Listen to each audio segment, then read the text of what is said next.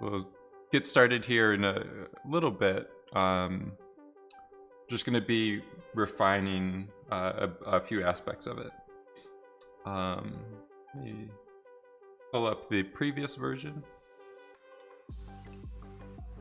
Extraordinarily disorganized yet again. I think I have it here.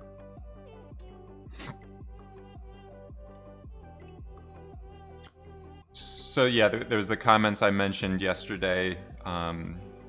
At the end, some areas there's a bit of that grid artifacts or whatever, just from the disturbance. Just like being too high, you kind of start to see the voxels at a certain point. I spoke about it pretty long yesterday, but we'll look into that. Then the overall shape, like some wind or stuff like that, to get some more shape. Just like everything right now is just a big mess. It's like a big rectangle or a big box or whatever.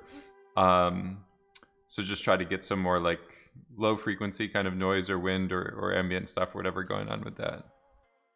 How's it going, everyone? Sunday stream. Steve, Player 2, Julian. It's terrific. Umair, you were posting that. You were doing some renders in Unreal, Umair?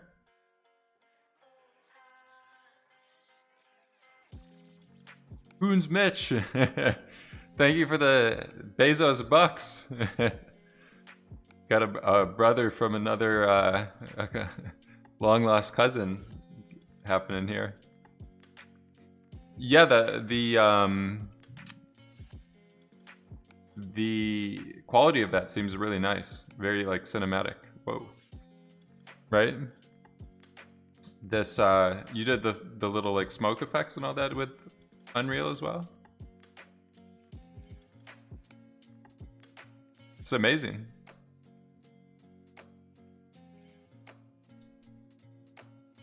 So yeah, and then smoke is Unreal. Unreal in Unreal. Is it just like it's just assigned to a grid or whatever, like a card? Or it's actually like 3D voxels? This is the other thing I had up yesterday. I ended up doing like a higher resolution render of it. I think it still has some issues with the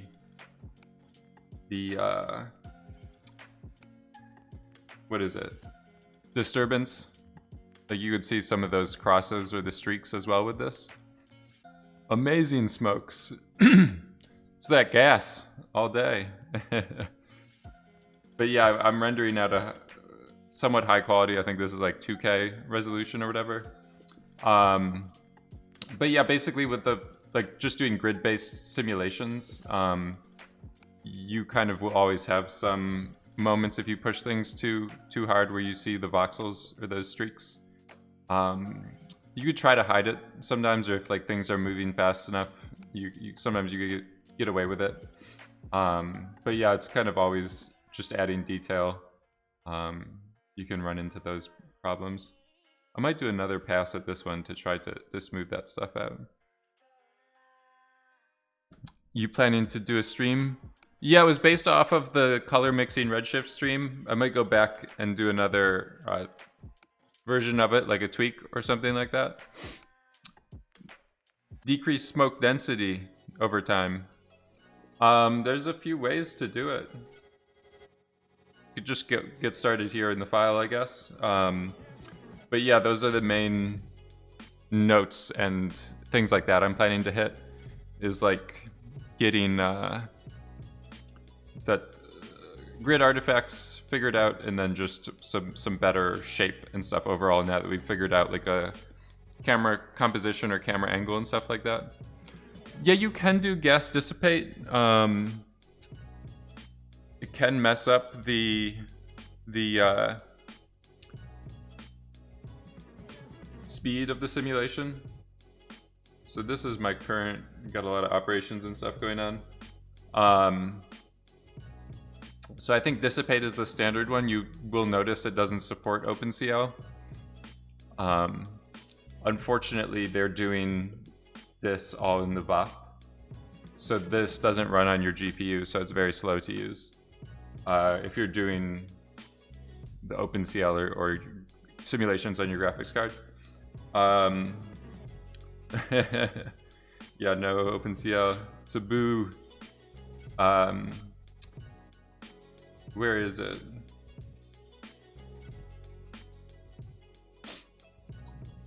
I don't see it in here. So basically, it's you just do the same way that they do the cooling rate. They're basically multiplying. This is just multiplying the temperature field down every frame of the simulation. So that's the most basic way to do a elimination of density over time. If you just do gas linear combination, this one can run on OpenCL. You just did like density, with density there as well. You could do it with the coefficient multiply. So what this is saying is every frame just multiply density by 75% of itself. So depending on this, how much you want to balance it or whatever, this is like the most simplest equation of decreasing something over time, if that makes sense. You could go in and investigate as well inside of here. I think I'm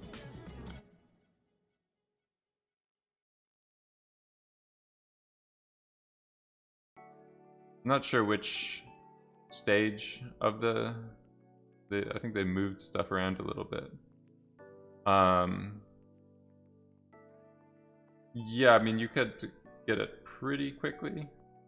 I think they had it, it's just called like cool gas somewhere. Cool zone, yeah, here it is, cool gas. So they had this extra E raised to the time step or whatever. That is basically just compensating it. So if you adjusting your simulation time step, the rate of cooling will remain constant, even if you add substeps, it will still decrease at the same speed, essentially. You can just copy this node and pull it out if you want. Just like delete these channels. You have your own way of doing it or whatever. Vismark, thank you for the Twitch Prime. 2 months. Let's go. Yeah, so it's a bit of digging around and pulling things out or whatever, but generally I try not to use this gas dissipate. Diffusion is a blur, and you can as well just blur the density field if you want. I wouldn't recommend doing it because it will just eliminate detail, like it will smooth out detail. But this blur node does support OpenCL or GPU stuff or whatever. So yeah, that's how I would recommend doing density decrease over time.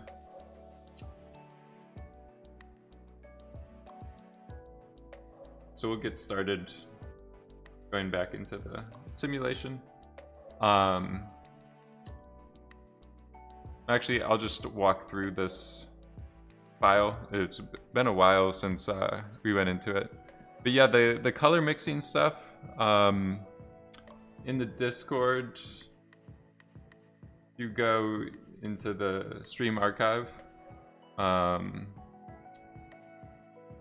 This is the one that was the color mixing one. There's a file for that as well, but if you just look at the stream archive in the Discord, this is the same, like 3 sources. I just changed colors around and stuff like that when I was rendering it, and tweaked the forces and stuff as well, but the setup and the technique and everything is the same from that session. So yeah, this is the tire burnout. Starting with these tires, you can see that this one side got reversed, or whatever, the normals got flipped. Whoever was modeling the car did a mirror operation. When they do that to duplicate everything across the axis, it just gets flipped around sometimes. So yeah, with the poly frame here, this is getting the bitangent. So this is basically like normals that are, I guess, like tangential to the surface. Sometimes you just have to try out different ones, like the tangent is going the wrong way, and then the bitangent is actually traveling the correct way or whatever. And then this attribute interpolate is moving them back to the source, like animation, with them actually spinning. And then down here I was mixing, where did it go? So they turn off, the source turns off for a second because the car is stopped. This is deleting things when the motion is not high enough, like not fast enough.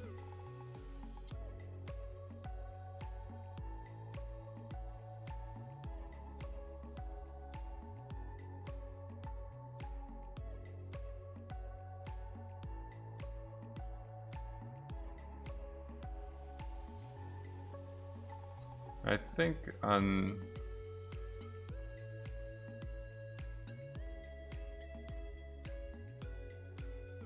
let me double check everything.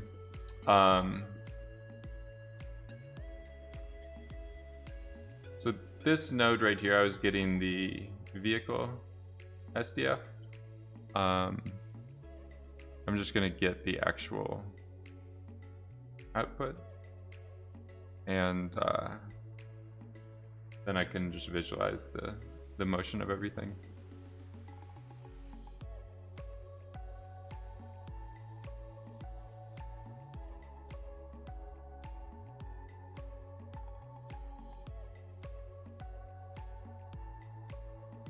So it looks like stuff is good.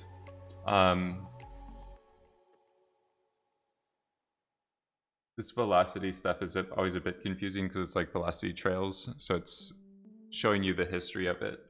If you're just thinking about it like the direction, you'd think it's pointing the wrong way, but it's just a bit misleading or whatever to look at. So the idea with this top network is all my pyro sources, I use particles to drive or source, like emit smoke from them, and also bring in the velocity. I think it's a faster way. There might be side effects might be working on some improvements for that. You guys saw the nano VDB stuff, the NVIDIA article about it.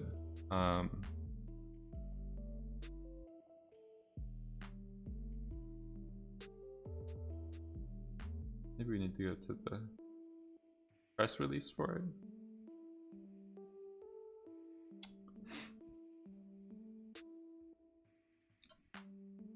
Do you want me to split up everything in the export, or should I just send a single OBJ and split it up yourself? Because there's a lot to split up. So if you're using in Maya, if you just export from Maya as an Alembic, that would be the best for me. Basically, when that happens, it will, like this one was an Alembic that came from Maya or somewhere like that. When I bring this in, if I look at the Alembic paths, that preserves your hierarchy, like in the Maya outliner. This is the same thing as how your model would be organized in the Maya outliner. And then you can either select things in the viewport or use like expressions to pull out different components of the vehicle. So that's why I prefer to do Alembic if it's possible. If not, you could do OBJ or something that's less, I don't know, less descriptive of a format or something. I don't mind. It's pretty quick if you just go in with the 9 button and do like select things by 3D connectivity. I was going to do it the manual way. Yeah, this saves a lot of time, especially if you've named stuff in your outline are pretty descriptive. Like you could get all of the metal if your group names in Maya have like metal or window, glass, like doing assigned material if this group name contains glass anywhere in it or whatever, that's pretty handy.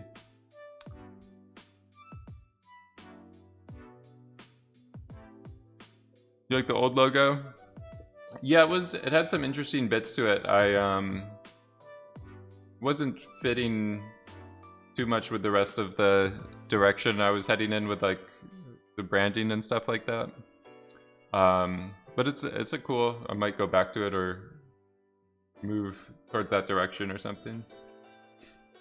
But yeah, just had too many, it was too angular for my taste, and like, I don't know, it was a bit too, it's kind of like the Valorant and like a lot of the gamer logos and stuff like that, but yeah, if you've named everything, so if everything is titled and according to the material, and then each tire is a separate group for easy animation. Yeah, so if you've organized it like that, if you just in Maya at the top, go to that cache, it's like up in this top right area of Maya, and then just do export all as a limbic. That preserves all of the parenting, and it does a pretty good job. Yeah, so this is just simulating the initial motion of the particles. I was looking for the NVIDIA press release for this.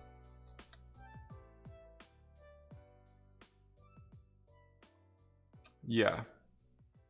So this article here is from SIGGRAPH. They actually talk about Houdini. What the hell is this? They talk about Houdini 18.5 and the Nano VDB, or basically supporting VDBs on the GPU better. So in the future, it sounds like volumes might be quicker to work with the Pyro solver as a source. But for the time being, I'm just using particles because that's the fastest thing to send to the GPU right now.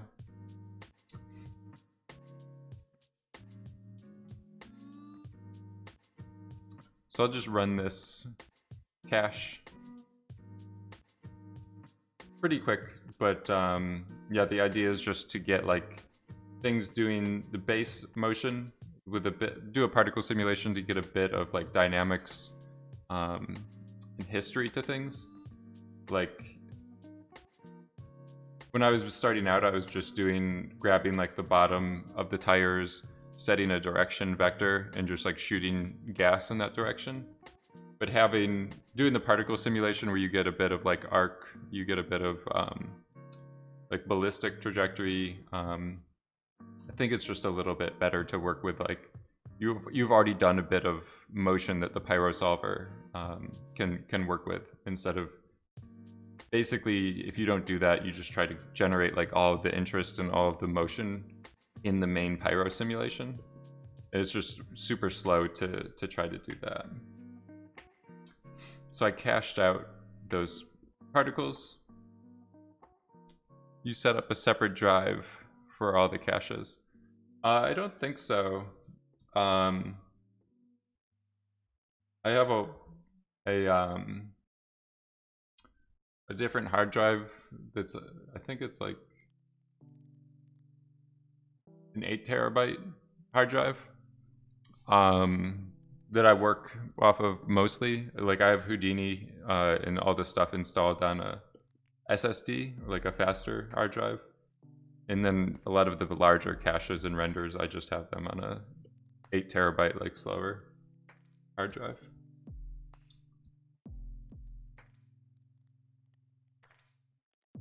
So this is adding just some source turbulence to the particles. Before that, you could kind of see what I was talking about, like having some ballistic trajectory. And starting with this instead of starting with this and emitting from here, you're just already kind of creating a little bit of structure, a little bit of interest. So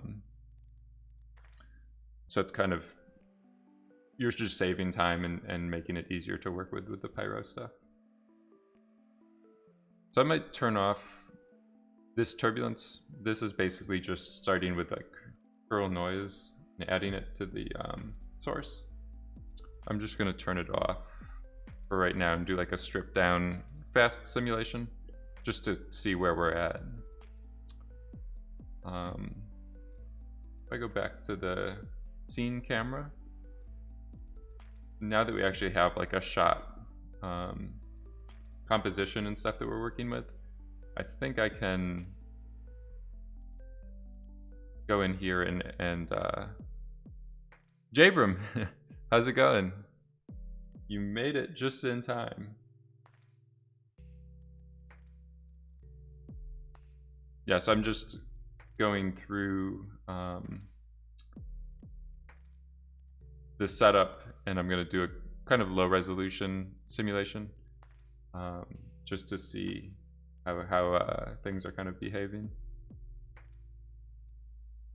So I'm shrinking down the domain now that I know the camera angle that I'm working with. Just optimizing the domain size.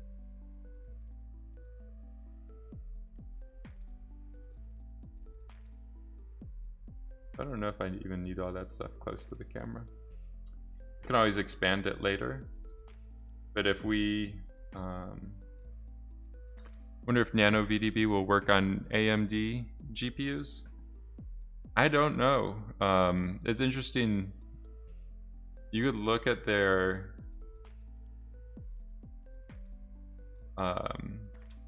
GitHub. I guess it would just be if it's written in where did it go? This one? Somewhere that I found the GitHub or whatever. But yeah, I guess if they're saying it's built with CUDA, it might not. That wouldn't work on AMD GPUs. It'll be interesting to see. Would market, yeah. Traditionally, side effects tried to stay like non-proprietary in terms of the code that they're supporting. But we'll see. They have done like some strategic partnerships or whatever in the past.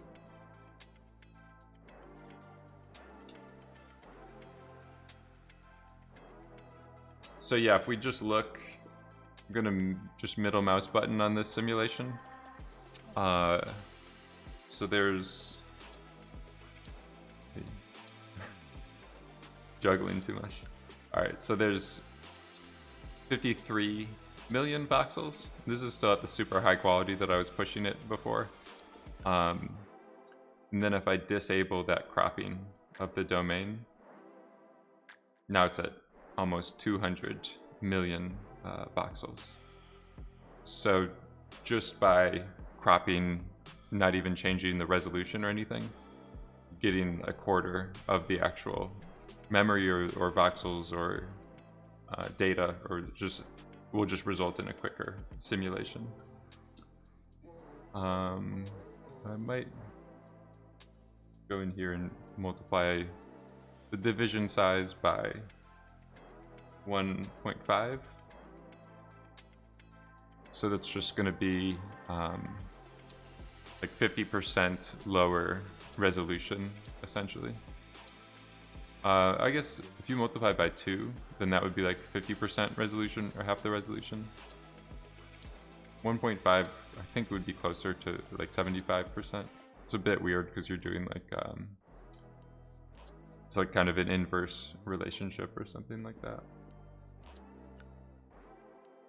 All right, so everything else should be pretty much good to go.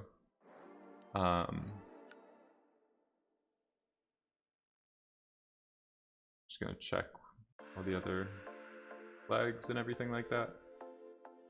Press the D key under texture, just make sure the 3D texture limit is turned off. because this will limit the volume resolution if it's turned on.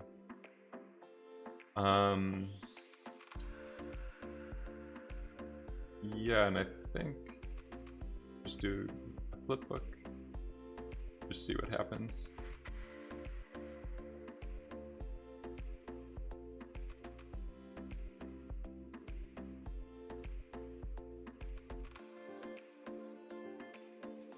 So with those changes, with the,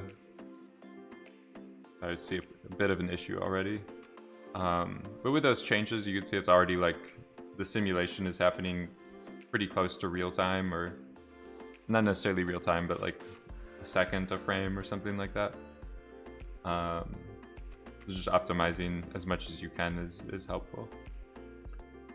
Then this is just with the redshift lights, or the way I was lighting the scene. The redshift lights are always like a bit overexposed or whatever, so you can either do it, if you expand this color correction, then you can adjust exposure in the in the flipbook. You can also make a separate light set for just evaluating simulations as well.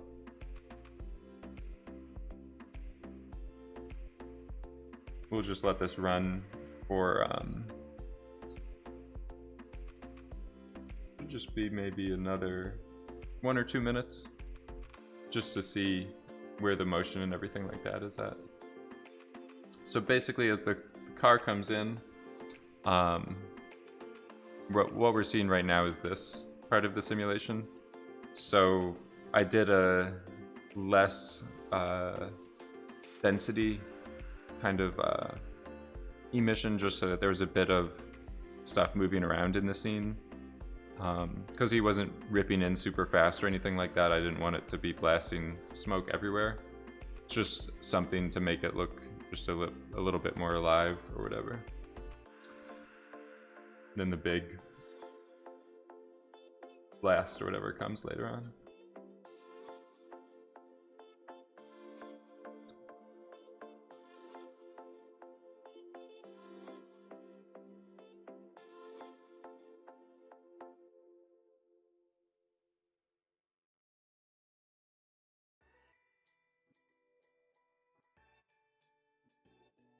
You can already see that I think it's still getting a bit of those grid artifacts. Looks amazing. It's yeah, I'm still trying to get it a little bit better, just in terms of the actual simulation. Thank you, the man who goes by Zach.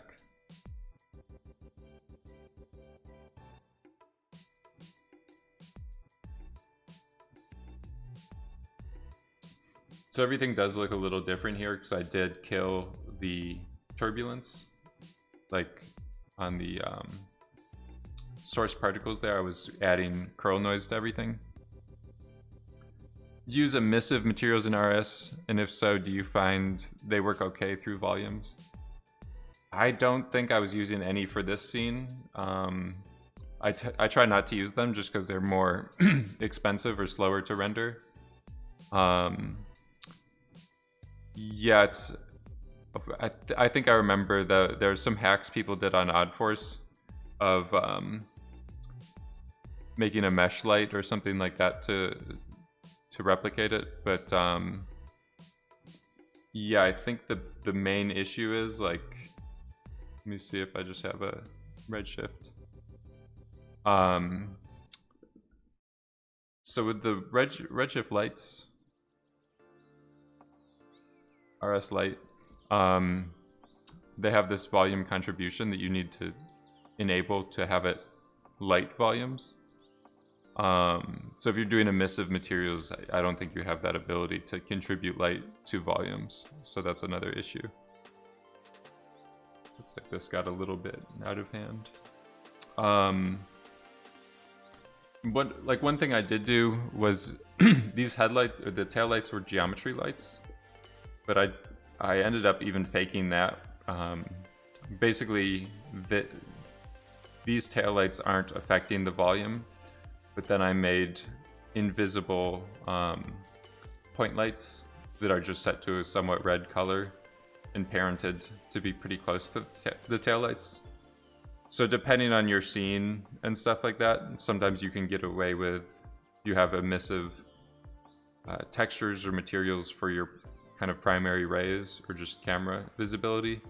And then the indirect lighting, you just put point lights or stuff like that near it. And with the light masks and light filters and stuff, there's some things that you can do. Like,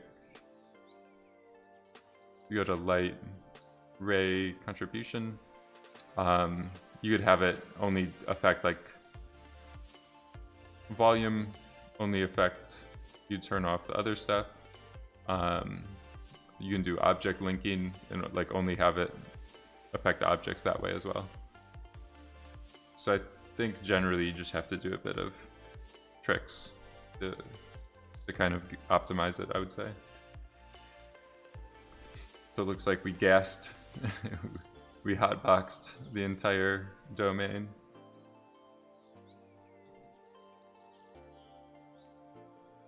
But yeah, I think even without that source turbulence on the vehicle, it's looking better. I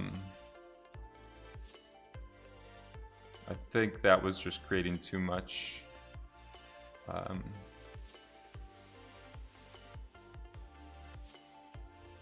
kind of chaos, I would say. Too much like big plumes and stuff shooting off. So just press escape, kill that flipbook.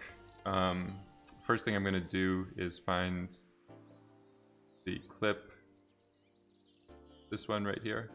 So I just want to bring that front of the domain closer to the camera so it doesn't get cropped off as much at the end. So this was what I was talking about all the time with the, just shrink that down a little bit.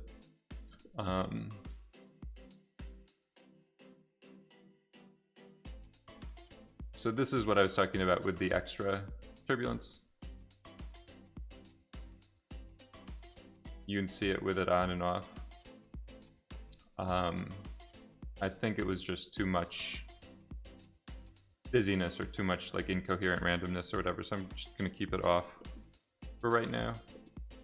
I'm gonna go into this stop network. I think it still looks like there's a bit too much turbulence maybe. This is all my disturbance. I can do an enable solver.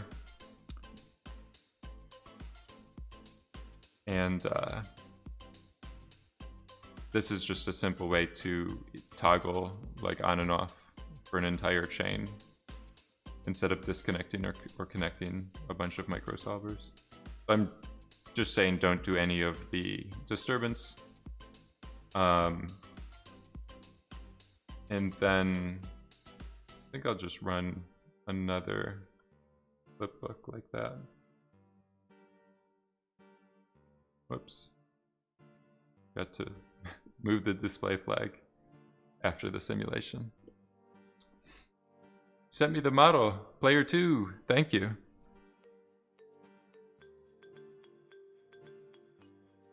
Yeah, I should be able to reparent it to this animation and then get it in there and maybe switch it out for lighting and rendering.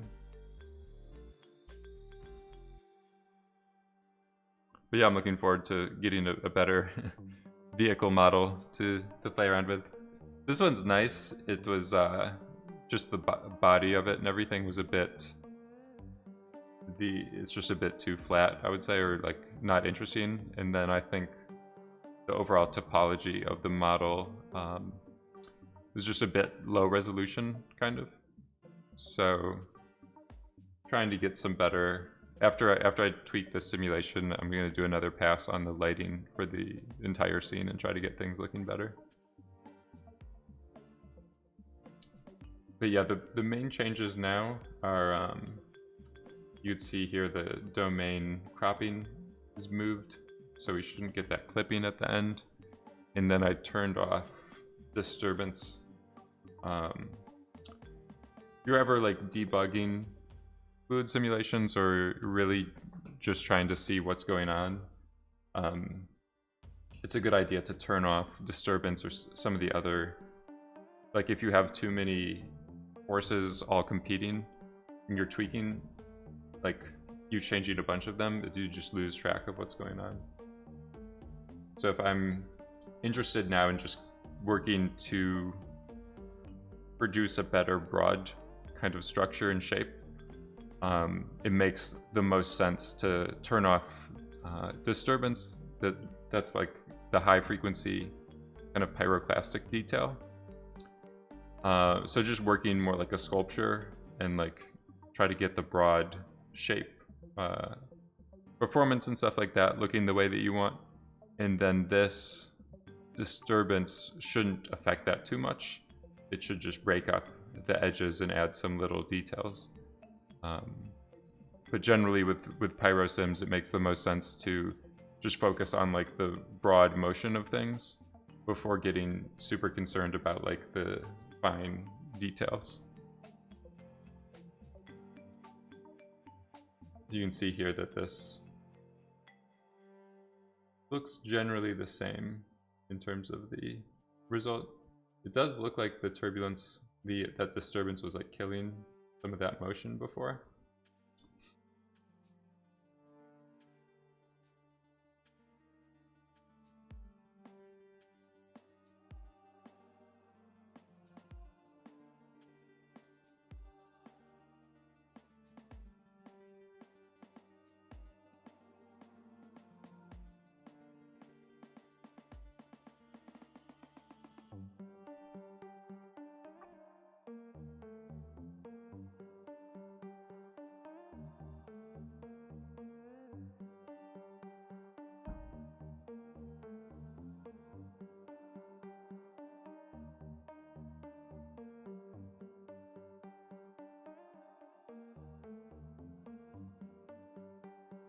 So you can see that generally the structures are somewhat similar, but just to see the broad shapes and stuff like that, it does just easier to evaluate things without the worrying that the disturbance is contributing to what you're doing.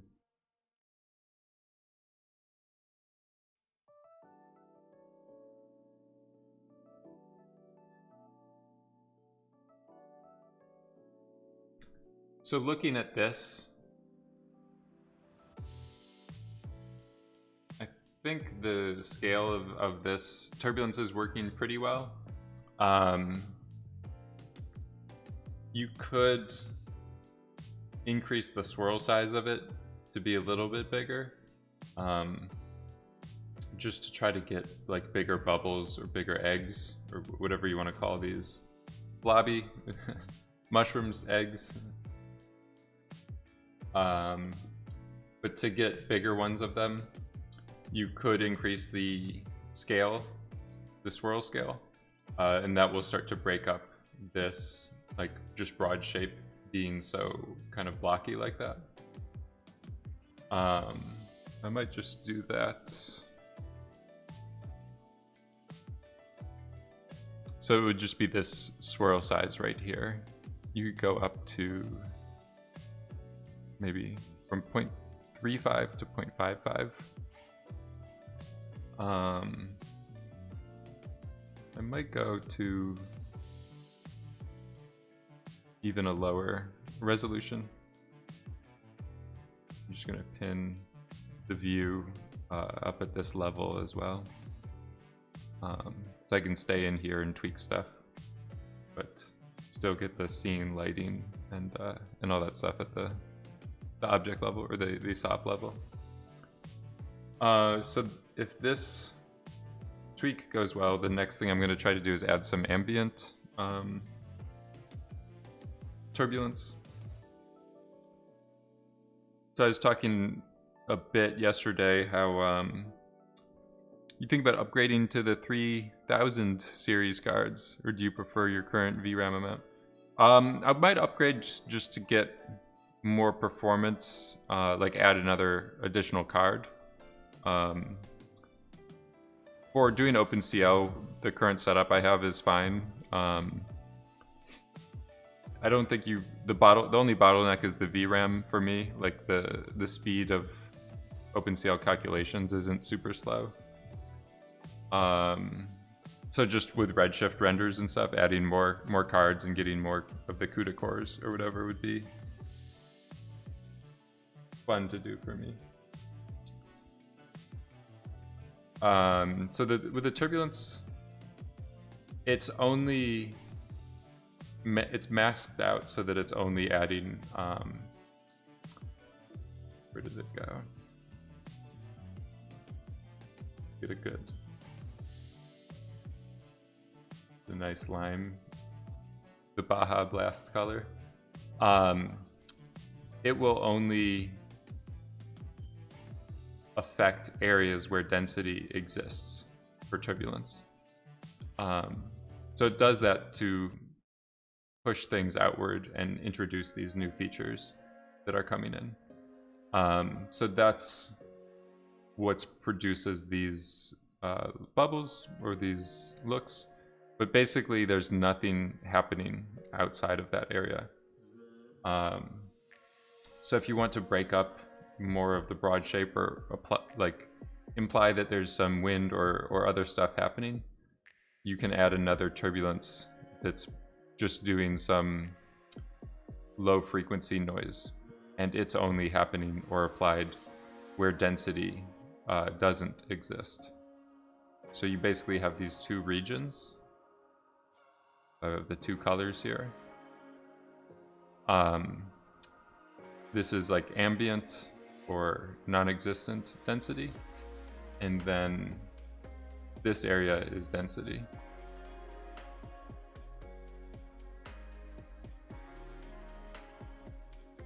So that's what we'll look into after this. It looks like this flip looks pretty much done. Looking into a 3090, keeping my 1080i as my display driver. I don't think that will fit in my case. Yeah, you have to be careful, especially the power connectors and just the dimensions of your case. I've cut close or run into issues where I had to order a new power supply. If you're gonna add those two cards, you might need like at least a 1000 watt power supply, or maybe more. But overall, in terms of performance, that's an ideal situation. To have a kind of older, crappier card as the display, and then a beast for the OpenCL simulations. So yeah, I think this is helping a little bit to break up. Whoops. To break up a little bit of that edge kind of profile. You can also switch to alpha mode. Sometimes that's nice just to see the silhouette. So yeah, that's our main turbulence. I'll just hold Alt and drag to make a copy of it. If you look at the bindings tab right here, this density field, that's what's saying. Where did it go? Oh no, I closed it. Let me get it back. All right, so that is what's saying which field to use as the mask or the region to inject turbulence into. And then this influence threshold is basically saying where to, I think it's kind of misspelled. It says when to apply turbulence, but it's basically saying where to apply turbulence based on the specified density field. So with this, one thing I can do is just say negative 0.01. So we don't have any negative density values. This basically now is just saying this node right here will apply turbulence everywhere. And then with the control settings, instead of using temperature, I can use density as a control field as well. So it's a bit confusing. We have our influence field, influence threshold, and then control field is an additional ramp that you can apply. And then I'm going to do something like this with it. So now what this is saying is anywhere where the density is 0.01 or higher, it will not have any effect. But anywhere where the density is 0 or doesn't exist, it will have the full effect.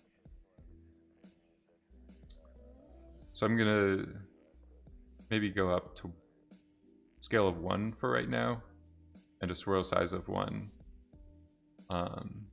just to test this out and see what happens. Vegan nuts, how's it going? So just plug it in, I think, and see what happens.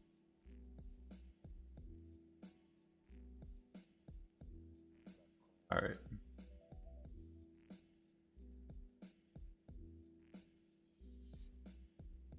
So let's give it a go. I have a 1000 watt platinum supply. This is anticipating these cards to have high power draw. Yeah, you just might need to make sure you have enough like actual contact points, or like I forget what they're called, but like connectors. You should be good, I would think, with the 1000 watt. So yeah, I think I've just set this too high now. I'm just gonna go back.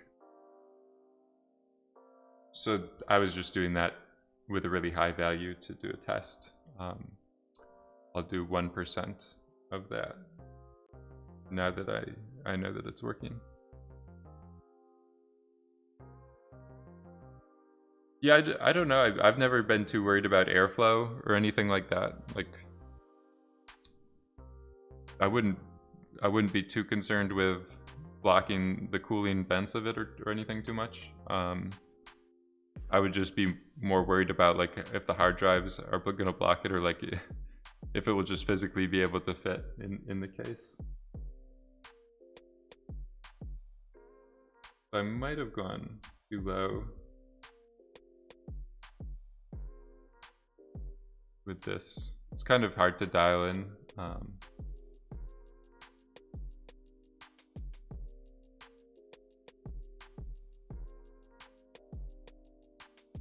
think it's still working.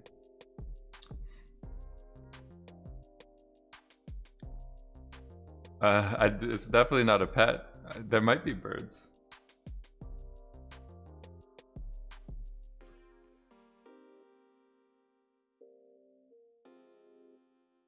You could see some differences already in some of the broad areas. It's kind of subtle, like the actual physical motion, you don't read it too much, but just in terms of the actual shape, it looks a bit different because there's actually motion pushing against the other side of these things.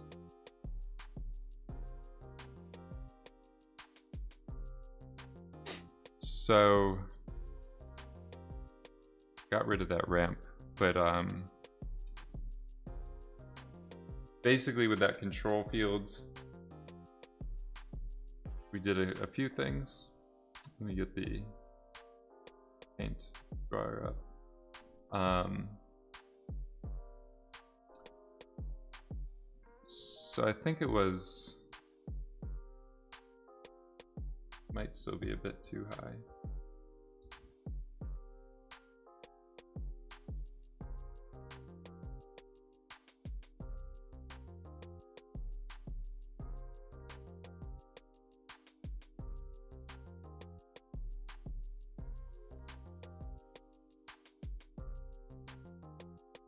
All right.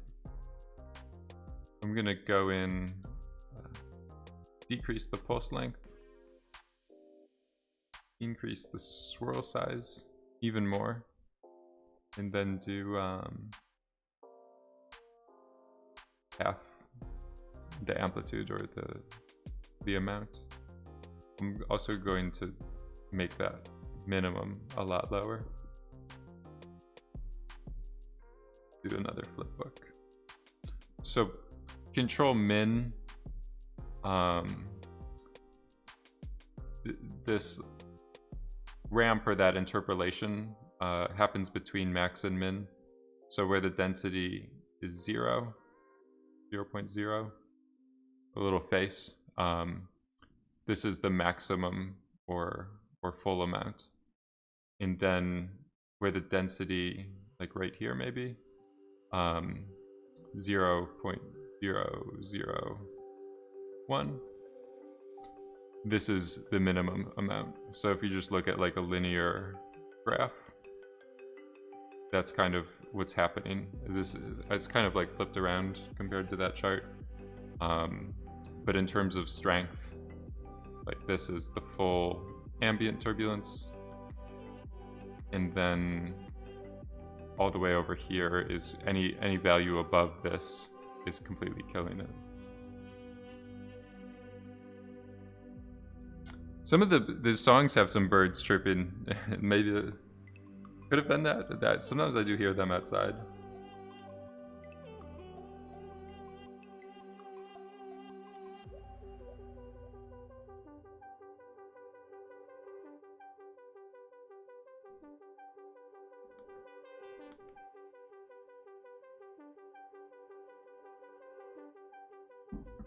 So you can see even with these values being pretty small, like the actual turbulence amount is super subtle, but overall with the broad silhouette and stuff, it's still making some pretty big changes.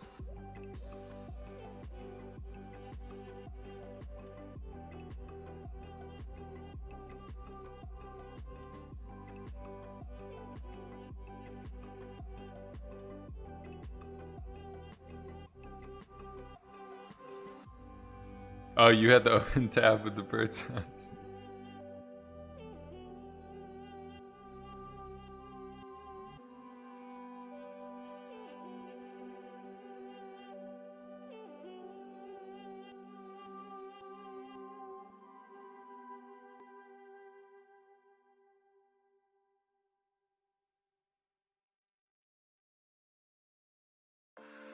Somewhere there was a website that you could play like field recordings from different areas of the forest or something. I don't know if I can find it. It was an interesting idea. You just have like nature sounds or whatever playing.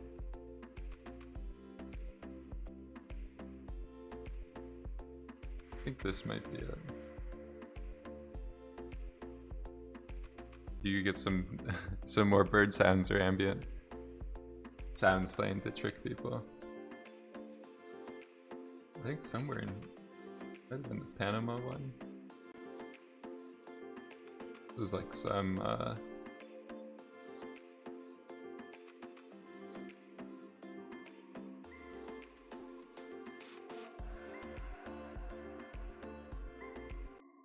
you can hear them now.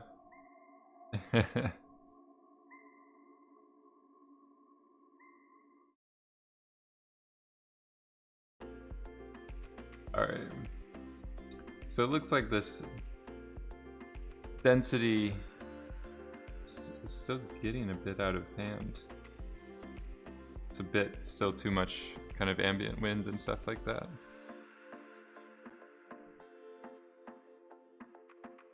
Thank you for streaming. Being able to observe and learn how professional FXTD tackles bigger projects and all intricacies is really dope and inspiring. Yeah, I'm happy to share the techniques, the knowledge. I think I've still pushed this ambient turbulence and stuff a bit too far. I'm gonna go in here and make it even smaller. Another thing you can do, sometimes I'll do it, if you just multiply this,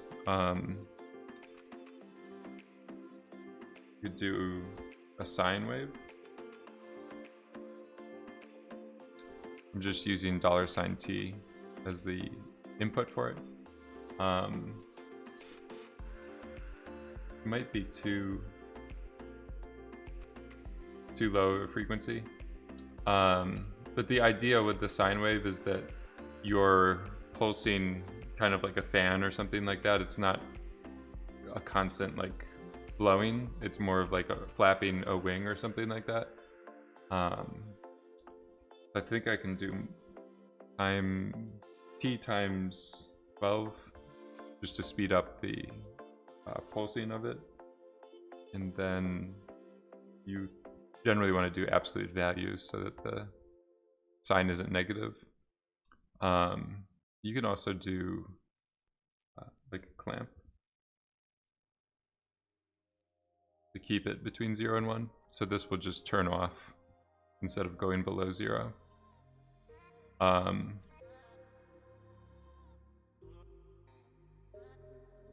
So I think it's a bit still too low of a frequency. Maybe like 62.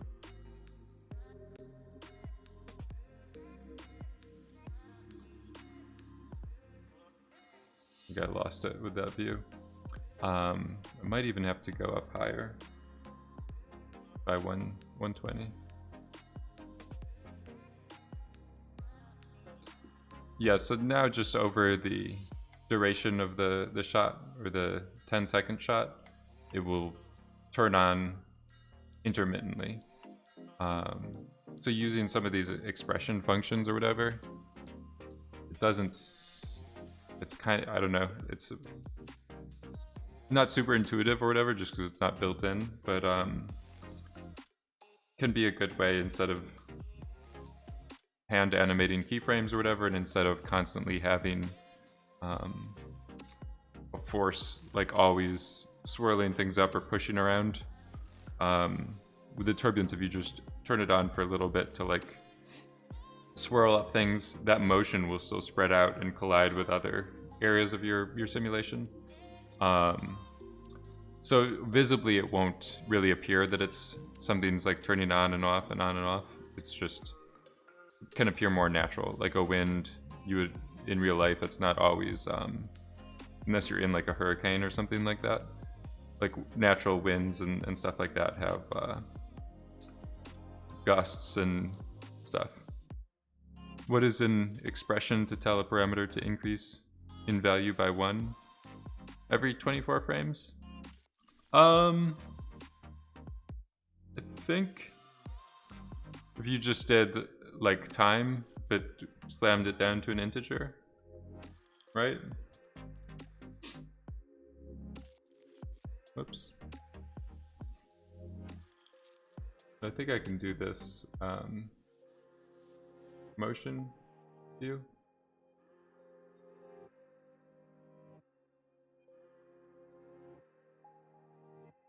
They moved it. Is it motion effects?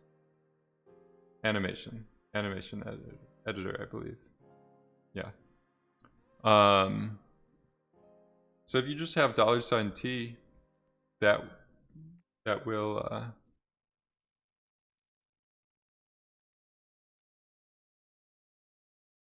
my timeline here is super stretched out.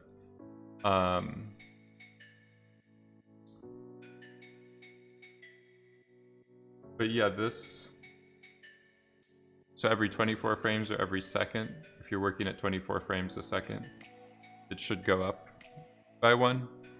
Yeah, you could do floor, or I think rint. Maybe that's only in vex. Yeah, it will work. So this just rounds to the nearest, and floor would just slam it down, like stair stepping. But yeah, that should work.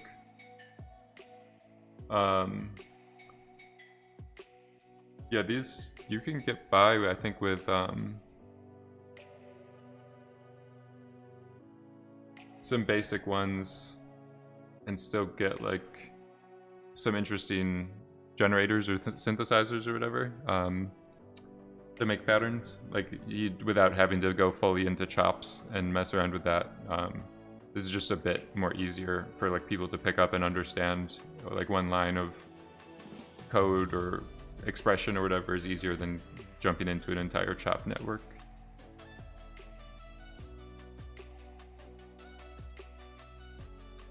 But yeah, these, and then you can do, I think, even like compare to see if it's greater than 1. Then I have something that like you would count it out easier or whatever, but every 20, I don't know, every so often it will turn off for a little bit or whatever. All right. So I think it's a little bit better now. Just the broad scale of everything is a bit broken up, right? But there's more divots, peaks and valleys and stuff like that kind of happening. Hopefully get the disturbance back in, and that should kill. Like it has a natural kind of damping effect. As you're like fuzzing up the edges, it just reduces the general motion of things a little bit.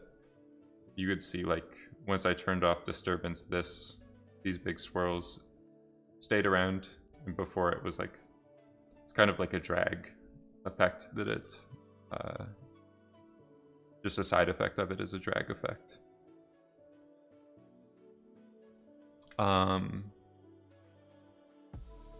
So yeah, I think we can go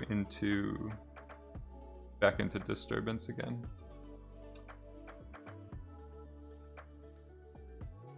We could name these a bit better, or sometimes I'll merge, like I did that over here where I was doing multiple techniques all resulting with disturbances. But just do that over here. So this is the general turbulence chain. And then if you want, with an enable solver, you can just turn on and off all of your disturbance nodes. That's why I tend to work split out like this, because it's just easier to visualize like the compositing of forces and stuff like that. So this is turbulence within density, and then this, usually I just call it ambient. So ambient is like where stuff doesn't exist. That's just what I call like ambient space, or you can call it empty space or something like that. Yeah, and then I had 2 different disturbances. I did an older stream on that, kind of breaking it down. One was doing this gradient of the pressure. I might just disable that for right now. And this one here, we do the analysis. This is just making a new field called speed. And then this one is taking the length of velocity with the magnitude and calling it speed. So disturbing it based off of this speed region, this between the min and max speeds, will apply a set of turbulence, or I'm sorry, disturbance.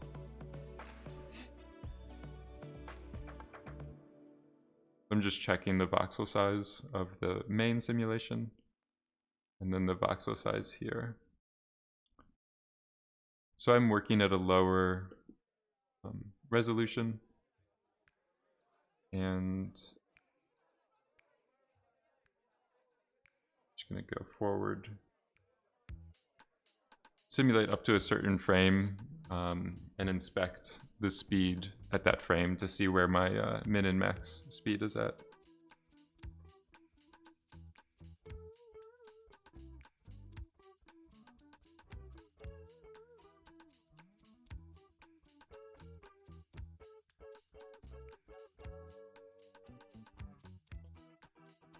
So it can be faster to just move the timeline forward if you're just trying to advance to a specific frame, because it doesn't have to transfer the information to the GPU to display it every frame.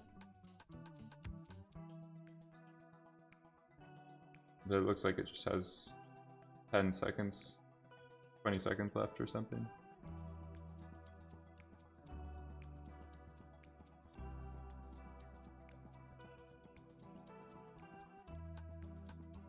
These headlights is cool. It's like a little thunderstorm or something happening inside of there.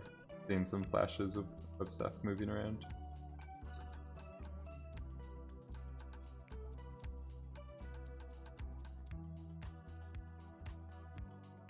Alright.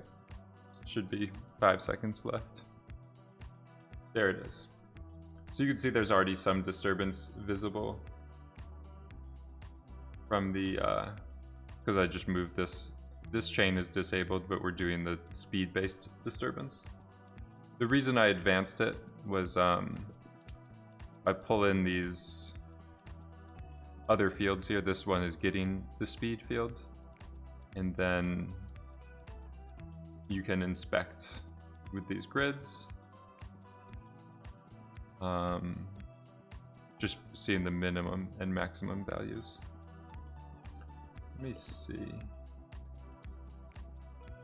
Okay. So at the end here, I was actually clearing. I was clearing out or multiplying, like emptying out that field. Let me just, sorry about that. So if you're not interested in keeping these values around, like it can reduce GPU memory to empty out these fields. So that's why I was erasing it after I was done with it, basically.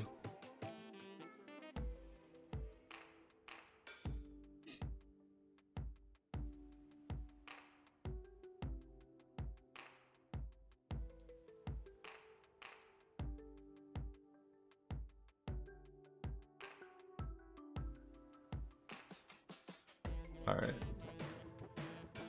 So now you'd see the amount. It's already a bit messed up because I'm doing the ambient.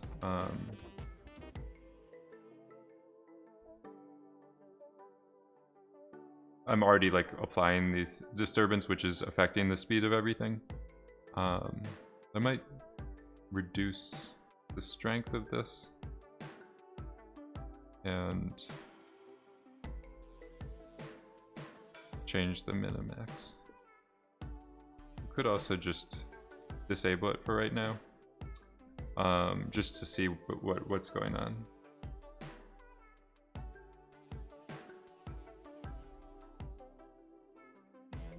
You can also like set up visualizers and stuff within.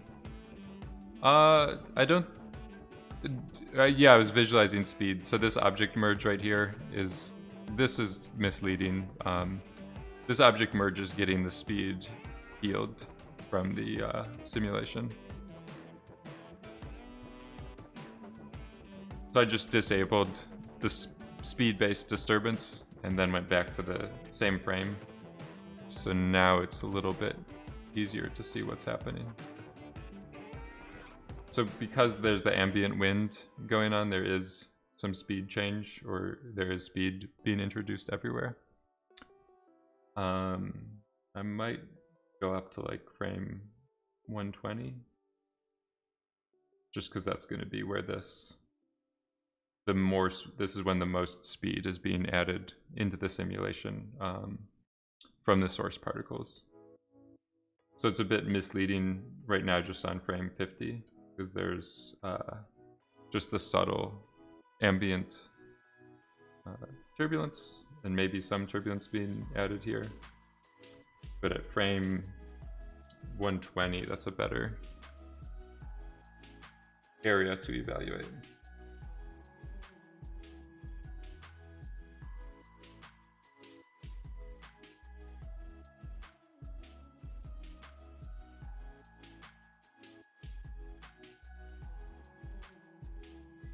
All right.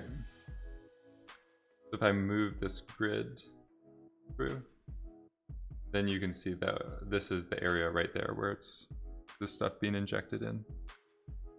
You're back on the infamous burnout scene. Yeah, hopefully for not too long. I've going in here, did another pass just on the turbulences to get better like negative space. And I'm just going in now to try to add back disturbance without overdoing it such that it's like producing these artifacts, the grid artifacts or whatever. So what I've done is I've used the gas analysis to find the length or the magnitude of the velocity, or essentially the speed. And then I'm just trying to find a good range. This should be in like units, meters per second. Like these actual values, they should be somewhat physical.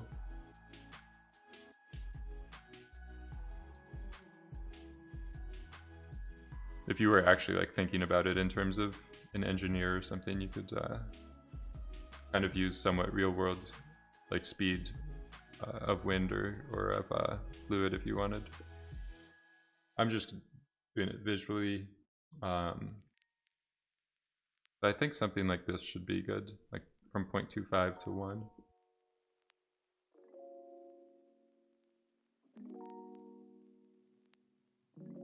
So basically anywhere where the speed is below 0.25, it isn't going to add any disturbance. And then anywhere where the speed is at 1, it will do the full amount. My strength was at 10 before. I think that was just a bit too high. I'll just try 5 for right now. And put the display flag back to visualizing density. And do another flipbook.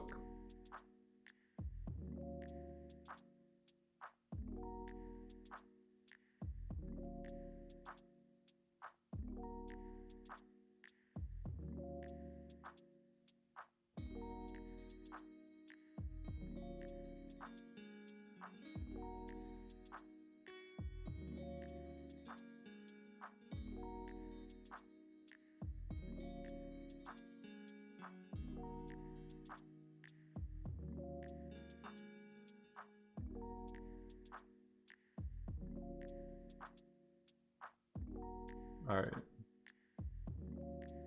Should be good in a little bit. So I'm just trying to see how much of a difference between these flipbooks. The only difference is the introduction to the disturbance. This is probably see some of these artifacts, it looks like, just because the resolution of my simulation is too low. But we'll see what happens.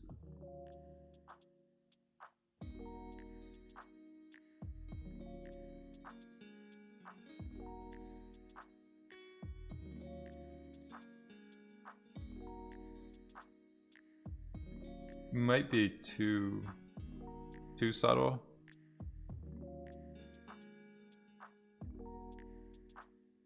Still looking a bit too blobby overall.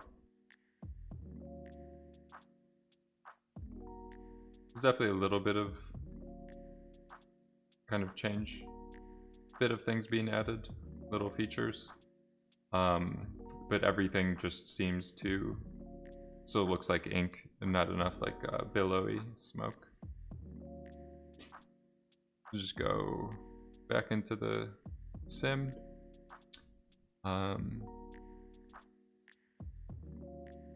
So to increase the visual amount of it, you have two options. You can jack up the strength, or this will have the same effect of increasing the strength as reducing the control range. So maybe instead of applying the full amount once the speed reaches 1, just apply the full amount once the speed reaches 0.4. And reduce the minimum to 0.2.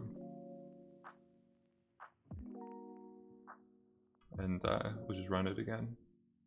So I didn't change the overall amount at all. I just decreased the threshold of area that it can get disturbed.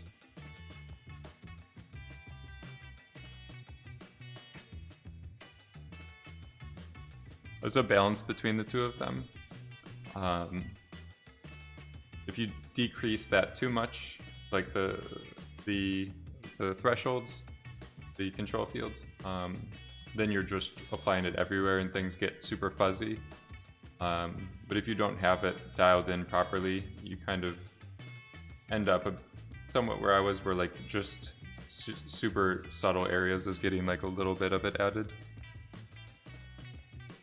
So it still makes sense to work pretty low resolution, try to work quickly to just balance it and dial it in.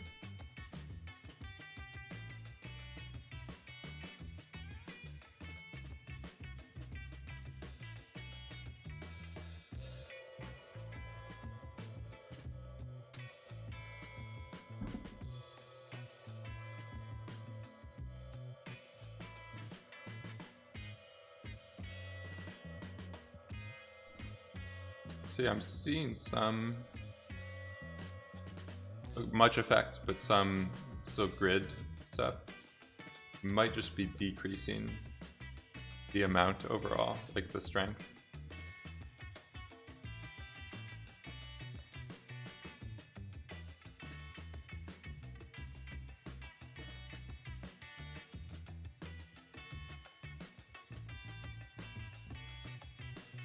It's starting to feel a lot better though.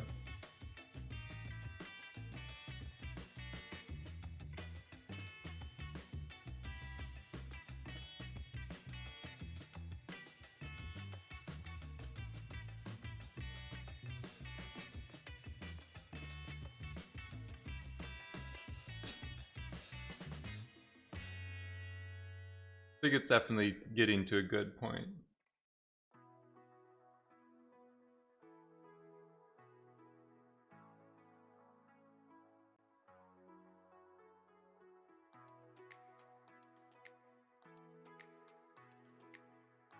One thing I had been doing was setting a wind tunnel direction in the container, so just directional constant motion. I'm just going to turn that off now that I've added the ambient turbulence. You kind of see it like everything is moving from screen right to left. It was from that wind tunnel direction being added. It was producing some of those, it was like accentuating some of the streaks, so I just turned it off for right now. I'm gonna go even lower with the strength, and then decrease the control field threshold, so still apply it in more areas but at less of a strength. You could, like, sometimes I do this,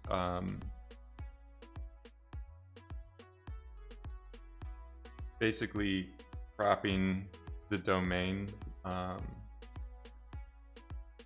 just to see like the starting portion of things more quickly. So I know the smoke is going to get cropped out really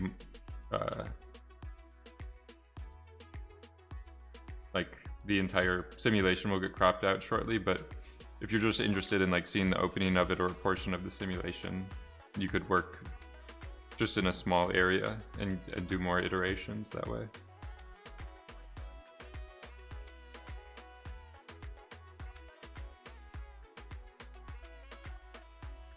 Especially as you start moving to like the final production resolution, you could iterate much more quickly if you just crop in on a small area of your simulation.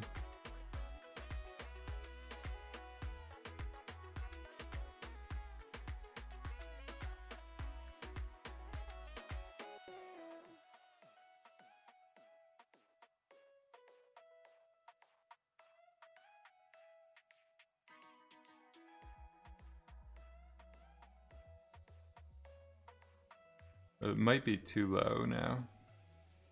I'm gonna go back maybe up 3.5.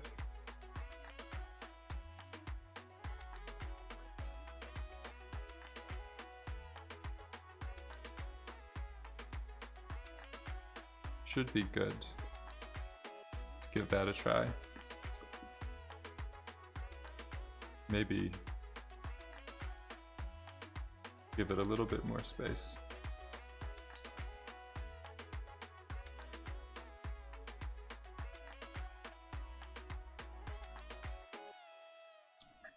The infamous burnout.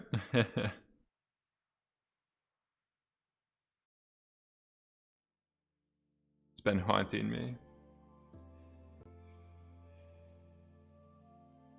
You guys work on a project for too long and it's just stuck in your your brain.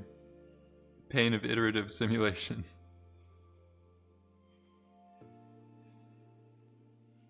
I don't mind this iterative smoke simulation isn't too bad. Kind of like Zen. It's like relaxing for me, but just working on the same like project or the same shot for a long time that's what does it to me.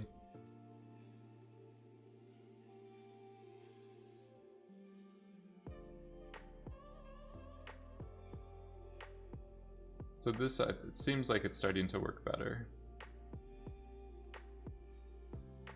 Starting to look like a pretty good balance. Every change takes minutes. Yeah, I mean that's I'm working a little bit better, like in terms of cropping down the domain and stuff like that. It can, like in working with the GPU and stuff like that. But yeah, with the smoke solver, if you're ever in a situation where like every frame takes a minute to simulate, like that's pretty pain inducing.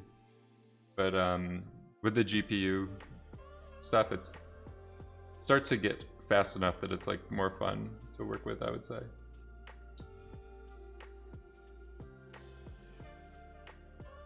This is starting to look like a pretty good balance.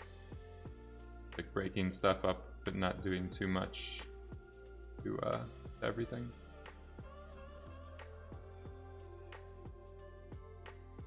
I think I'm ready to start dialing up the pain, dialing up the resolution. Maybe we'll just go to, it's doing multiplying everything by 2 or like half res. So I just did multiply everything by 1.25. Could keep this slightly cropped as well. Controlling every inch of what is normally chaos. Yeah, it's a lot. It's a lot of like balancing with the masks and stuff like that. So it gets into quite like a balancing act. So that's why sometimes if the more you rely on source particles and like sculpting your source or designing the motion, the more things you control like that without jumping and like shaping things in the simulation, you'll get, it's just quicker to set and more predictable. But you sacrifice like the I don't know, interesting like proceduralness of it or whatever, the dynamic nature of things.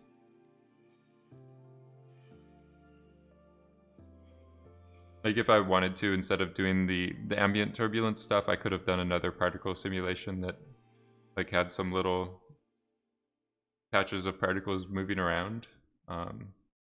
Just depends, it's up to you if you prefer to add like balance forces more or just set things up and you could visualize stuff more quickly and set up forces more quickly that way.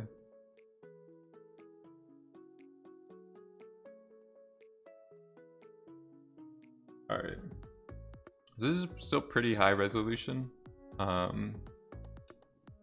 yeah, it's getting like 1 second of simulation every minute, maybe. Isn't too bad.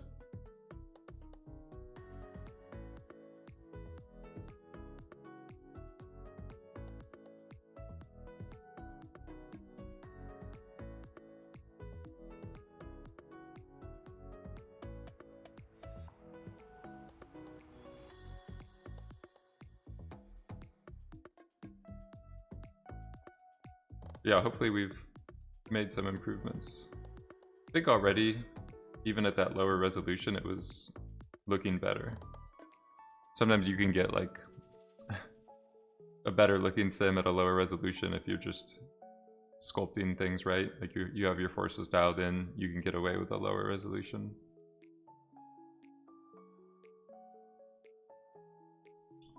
But yeah, I think before it was just like too mushy. It makes it harder to light things because you don't have like stuff to self shadow and like produce more of the detail if everything's like super disturbed, super blurry, or super smushed.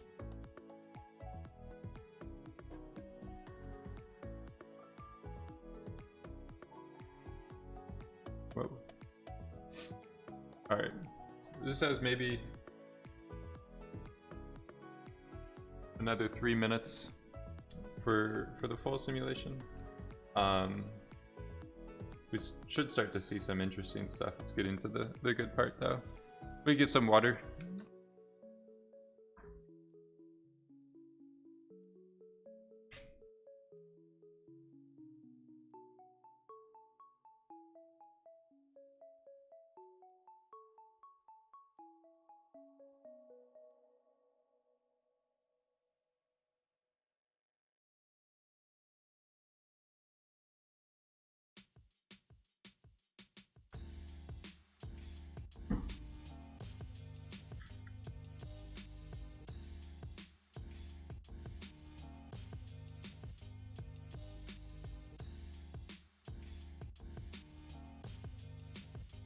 Starting to look pretty cool. It's too smushed.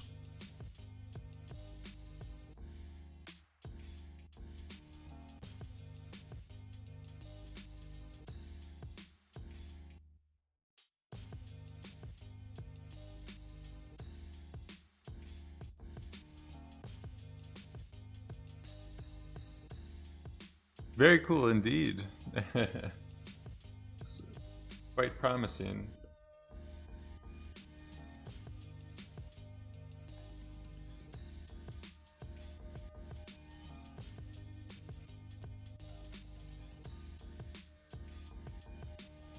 So yeah, I'm thinking if anything, it could use like a little bit more disturbance.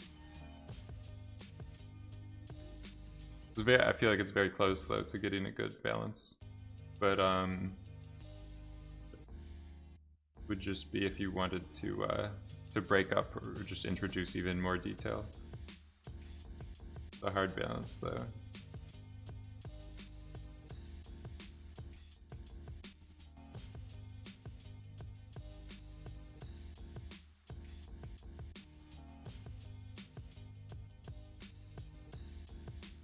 The more disturbance you add, you like very quickly just smush this entire area to like you start to lose the creases and stuff like that. That's the main concern. Yeah, I think it feels pretty good. Like, kind of have to think like a anime or something like that. Some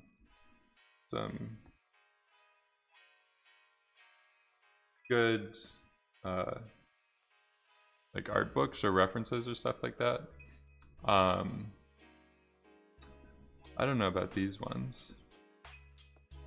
Something like this, or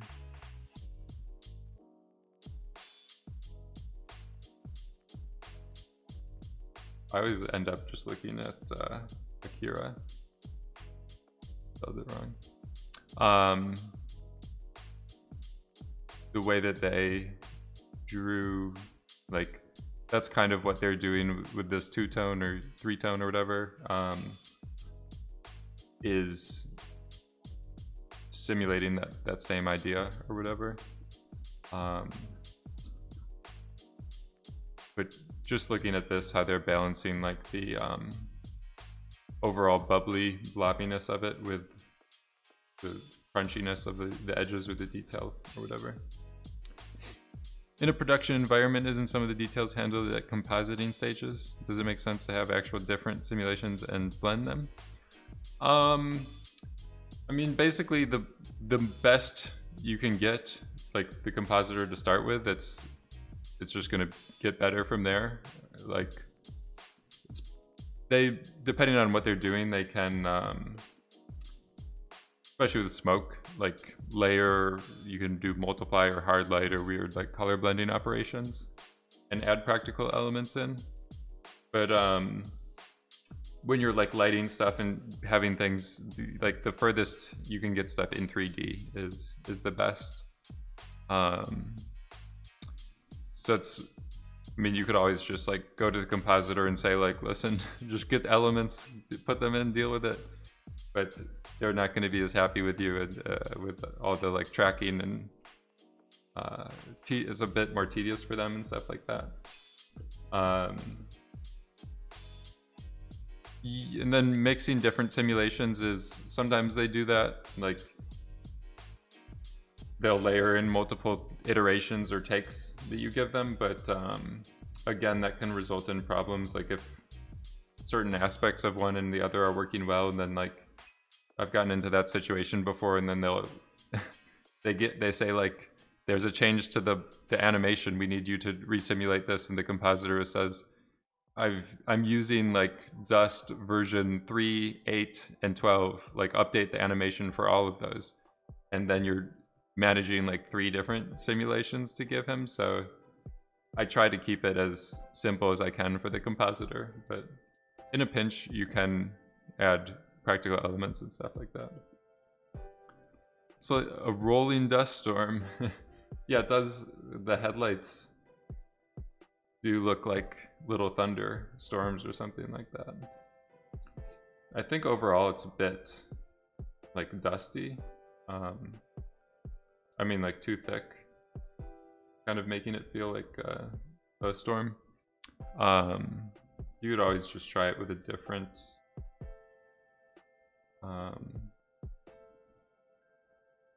opacity or whatever. So I think I'll do that. I'm also gonna try with Lurk, just scale down the time to 25%. You have the scale up the scene. You have the Mad Max Fury Road. I'm just gonna go a little bit smaller with these regions of areas that are getting disturbance applied to them. And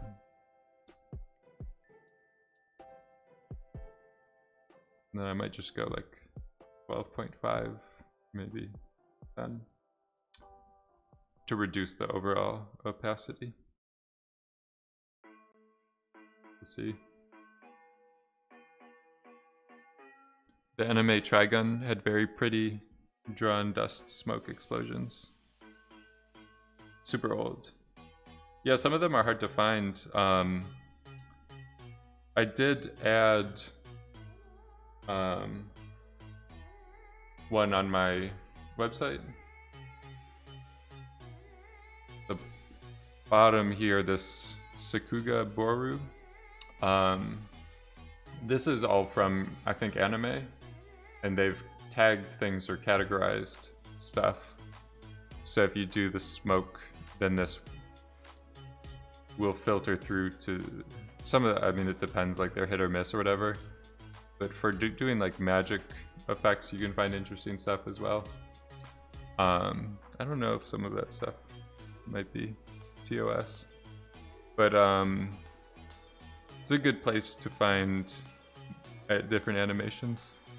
This one's, it's from an older movie. But yeah, just seeing like the timing, the negative space, and all that stuff. Some of these are super old, and it's just like a single image that they're just like turning on and off or something like that.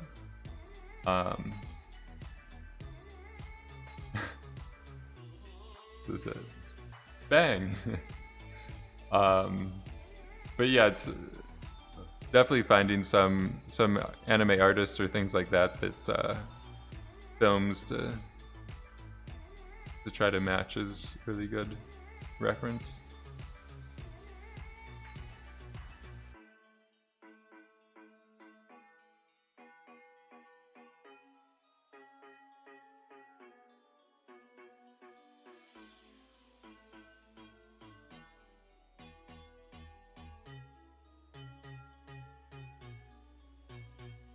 This one is pretty cool. Just the motion.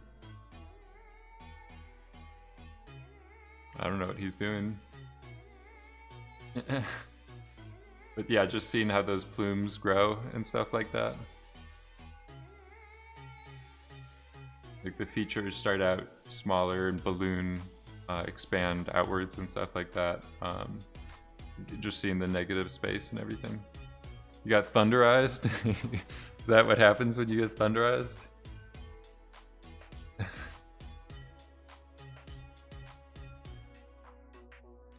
Yeah, and then you can see here they're doing something similar with like a wind tunnel. Like instead of the buoyancy or stuff going directly up, it's going at a bit of diagonal, like just keying in on certain kind of design or composition aspects of things is always good to look at references or stuff like that. Some of the live action stuff I've been a bit disappointed with recently. You know?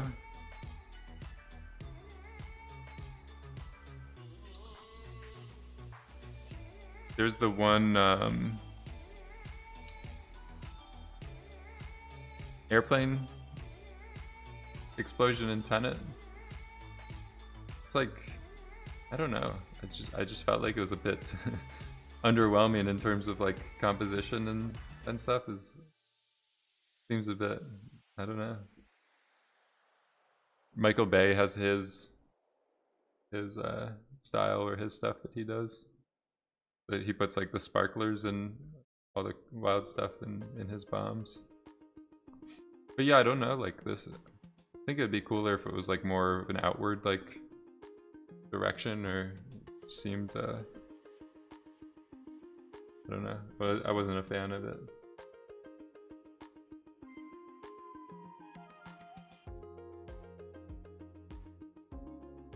All right, let's see what's happening here. So I did decrease the density or the like the opacity, the thickness of the smoke, and then I changed the region for the disturbance so it can get applied in more areas. So basically just increase the visual result of that effect. It looks like it is breaking up some of those bigger blobs a little bit more. I might have pushed it too far. It's hard to tell. Like you kind of want those bigger structures for sure. Otherwise things look too uniform.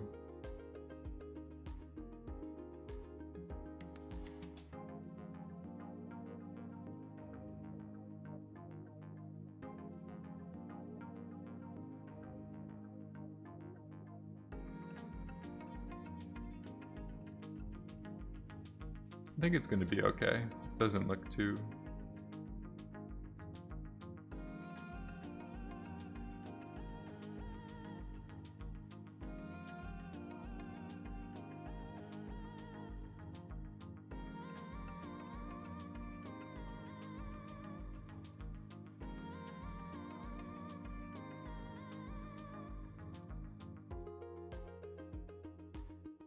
I think it should be okay.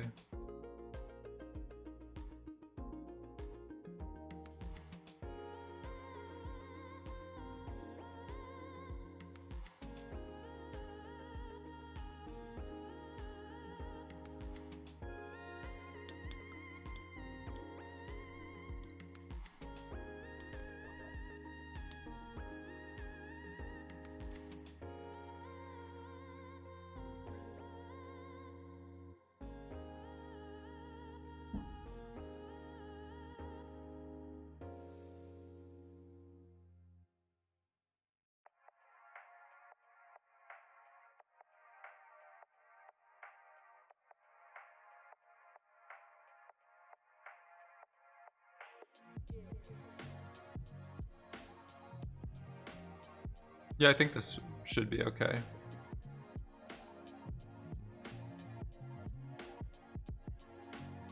There he is.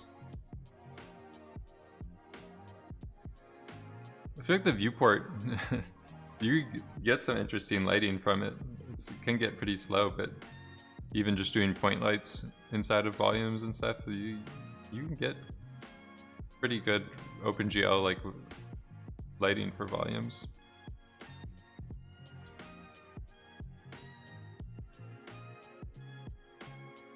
It seems like it's also just my shadowing, like when I decrease the density scale,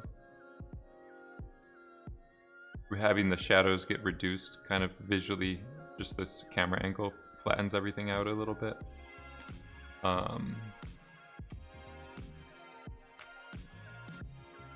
So maybe in my renders, I need to start increasing the shadow density with the redshift shader.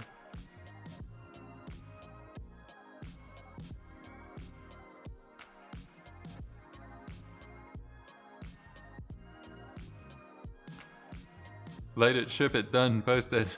Yeah, I don't know, it's easy to get to that point with projects where you just want it to be done. So I feel like it's super hard skill to tune of like knowing how to keep tweaking and pushing stuff, but this it still isn't looking tremendous. I'm hoping to get it. I think overall lighting I need to do a lot more improvements, but yeah, I think this is starting to work pretty well for the simulation improvements. I don't know, I'm starting to see some of that grid stuff.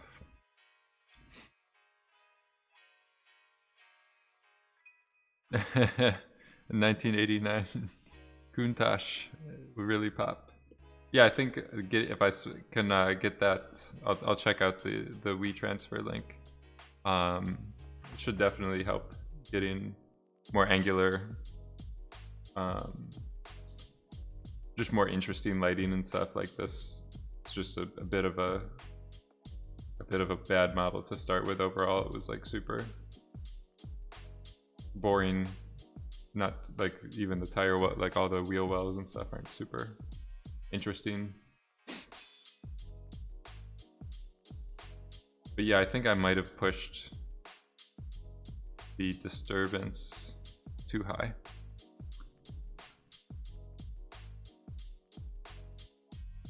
Automotive lighting in a studio is hard. Yeah, it's take that. No, I mean, I don't know. It wasn't.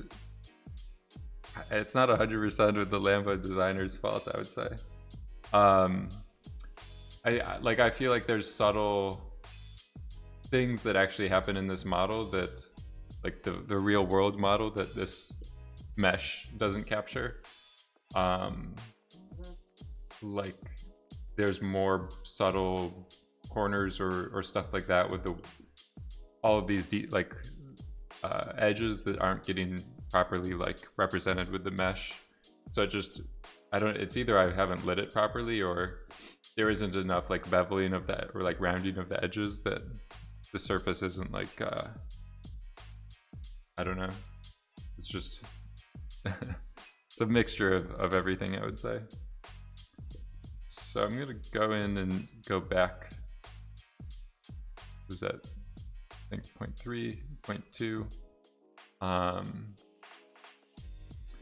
Yeah, because it just seemed like at the end I was hitting that scary issue area again or whatever. Yeah,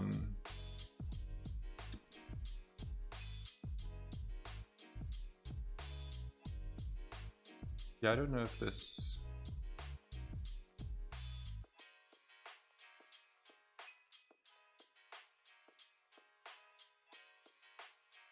Maybe just adding less turbulence overall.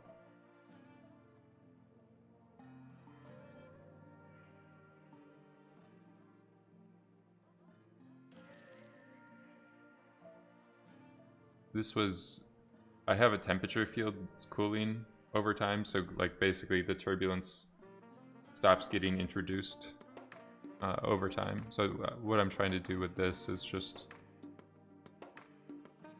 stop adding turbulence at a certain point more quickly to the smoke.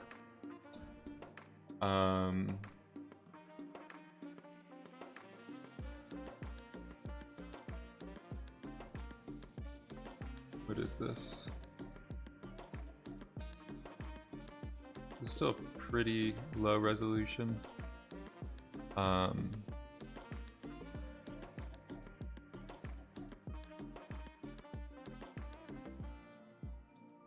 It's getting closer to the final resolution. I changed it from 0.12 to just multiply it just by 1, so the voxel size is a bit more voxels. I'll do one more flip book. That might be it for today.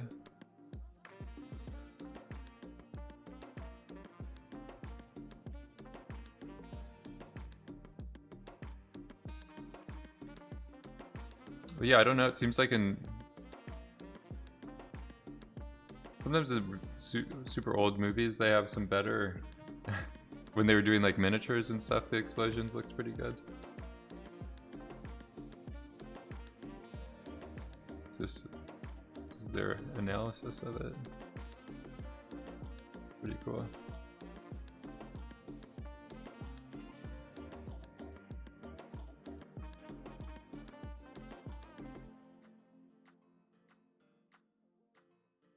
There were some sketches or something from Iron Man I've seen. Yeah. These are really good references. Just like the way that they're balancing the scale of the features, like the fluffiness, the little details that are punched out or whatever. I feel like these broad scale reference sheets or whatever are super handy to keep an eye on.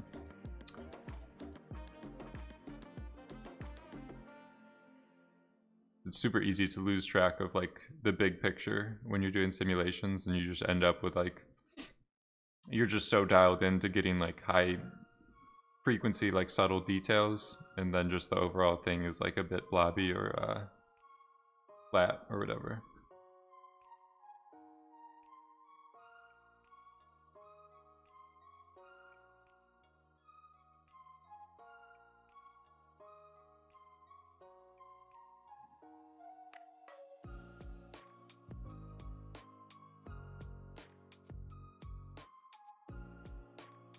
Sometimes for doing games and stuff, people actually use these like techniques.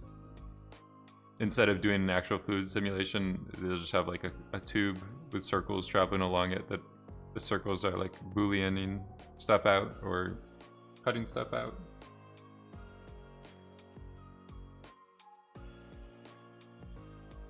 Toon shaded volumes. I've done some toon shaded stuff in the past. I don't know if I'm gonna be able to find it.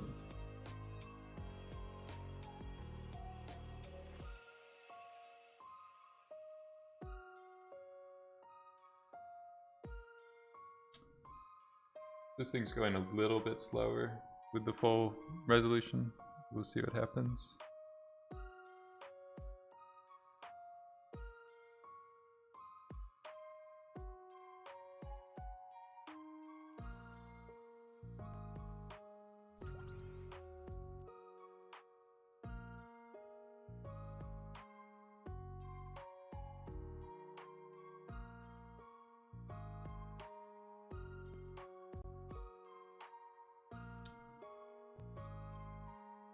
Thought it was original? Which one did you think was original?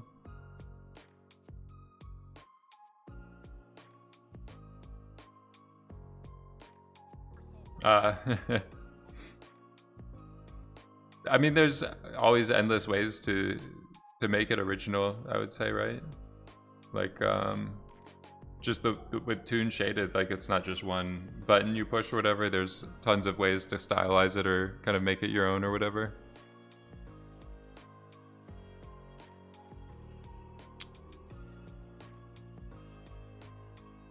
Yeah, I don't know if I'm gonna be able to find it.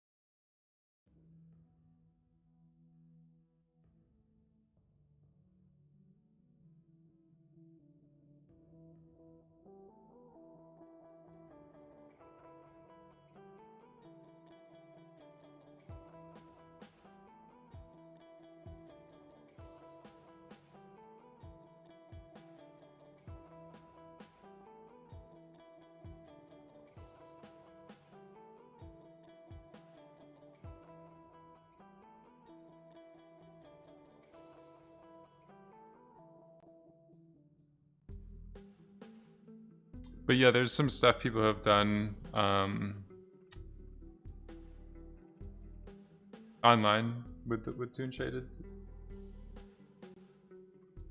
Some interesting references and stuff. There's a really cool blender.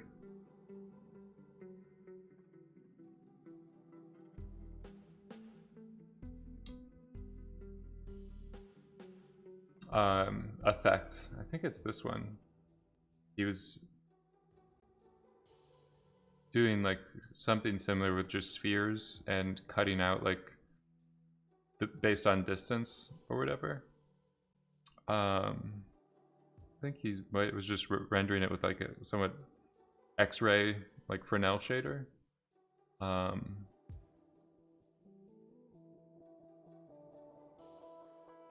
But just certain frames or certain parts of the result was like super cool.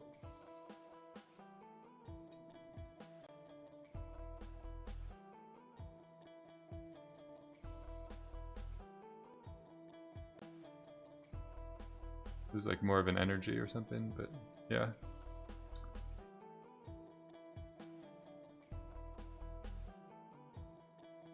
Yeah, this stuff right there, that was my favorite part. Amazing.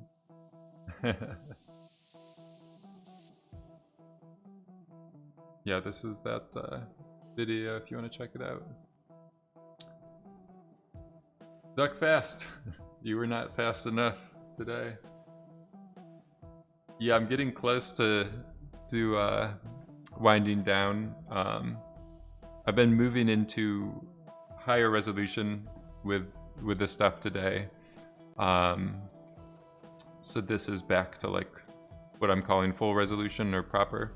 But basically, I was just reworking my setup for the tire burnout simulation. So trying to get rid of, I think I fixed it, just like the region I was applying disturbance was too like all-inclusive, or it was just applying disturbance everywhere and too much. So at a certain point it was creating these grid artifacts. This just looks ugly or stands out too much.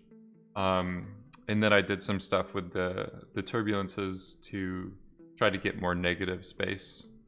So like less of just like a uniform mush or blob or whatever. Yeah, and I have a simulation running like 8 minutes in. It's like halfway. It's just getting to the interesting portions now. But yeah, looks like we lost that bigger feature, or it might just be coming in later. It's always frustrating with Pyro, especially if the other drawback of relying on shaping forces in the simulation is that they'll change pretty frequently, like as you change resolution, as you change division size. Like if these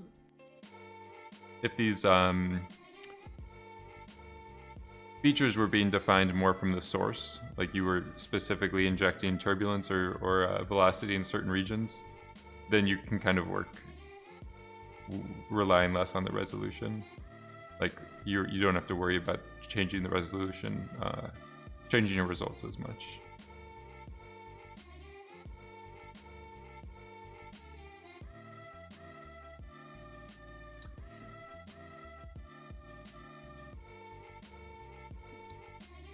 Momatus cloud. This is like crop in and it could be a sky or something like that.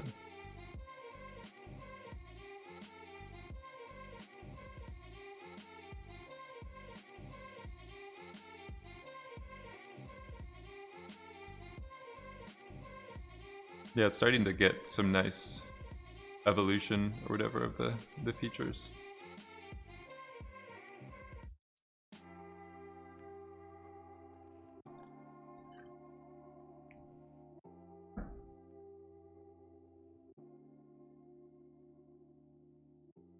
Yeah, this area right here is like perfect.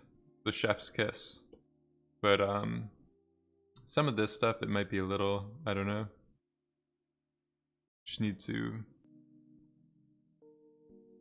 it's a bit too smooth in some areas.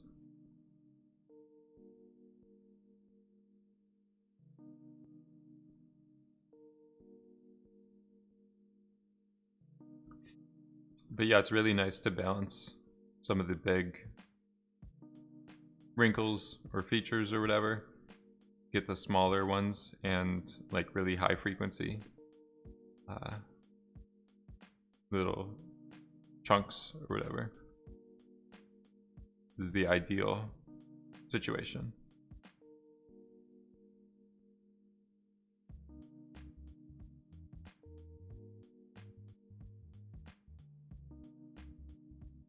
So yeah, the other thing I did was I did decrease the amount of turbulence.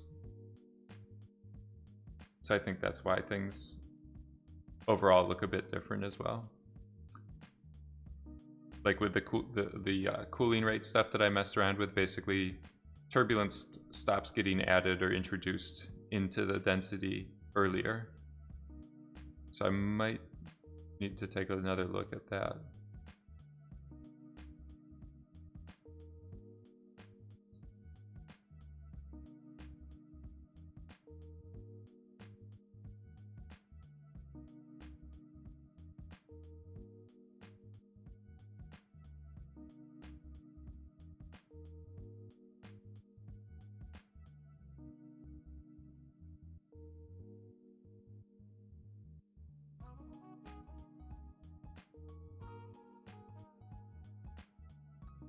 Yeah, I don't know. It's up for interpretation.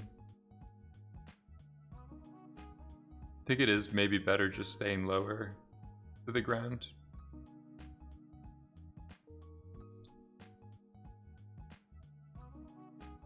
Keeping more like preserving some of that negative space.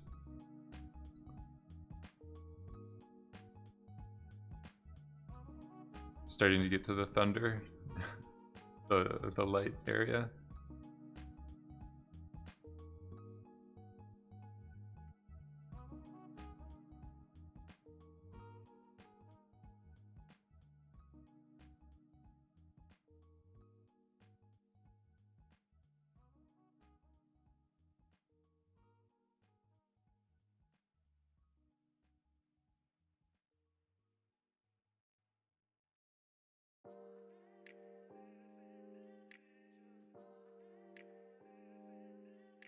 Yeah, I don't know. It might be better keeping the stuff lower.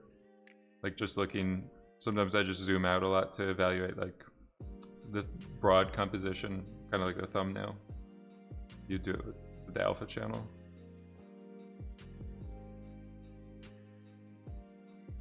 It's like a bit more just the first read is a bit more interesting without this horizontal, right?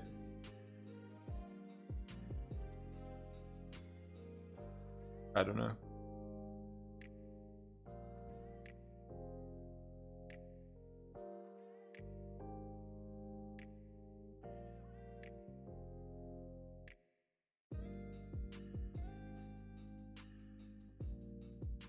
I feel like definitely with lighting, you get a lot more interesting stuff if you can see the top of it with like rim light and stuff like that. If it gets too high above the camera, then I think that's what was causing me some issues as well in terms of lighting everything.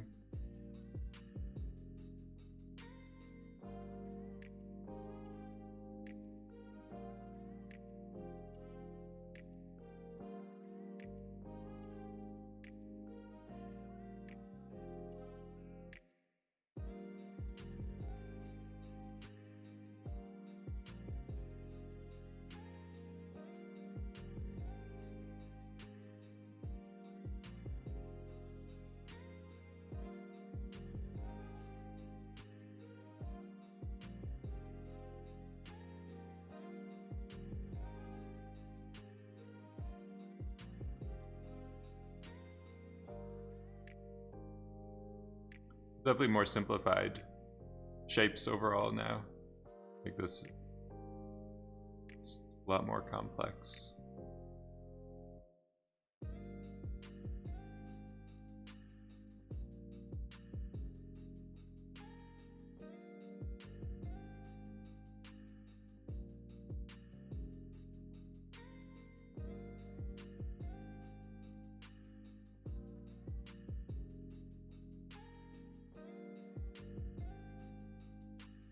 Amazing.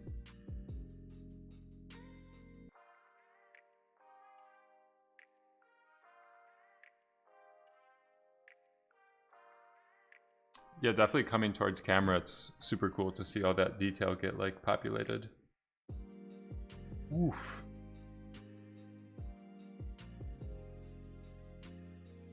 Boom.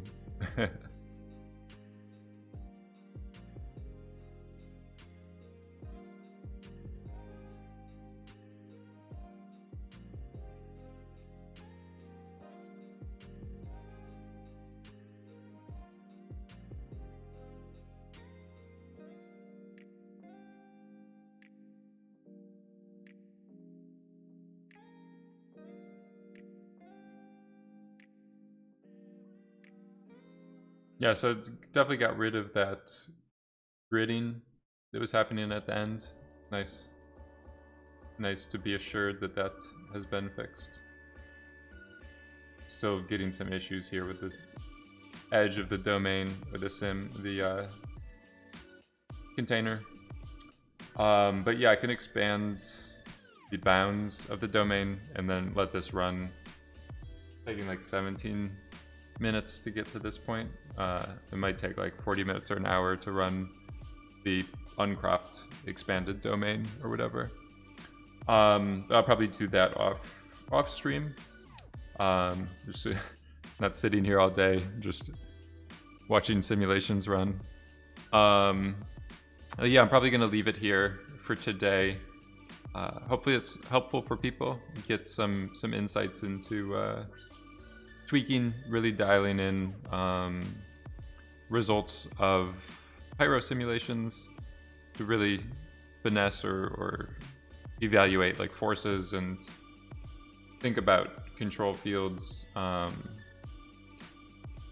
different regions you're like applying forces to, and even the subtle stuff like the sine function to just pulse or slowly like inject forces instead of constantly like always have them turned on.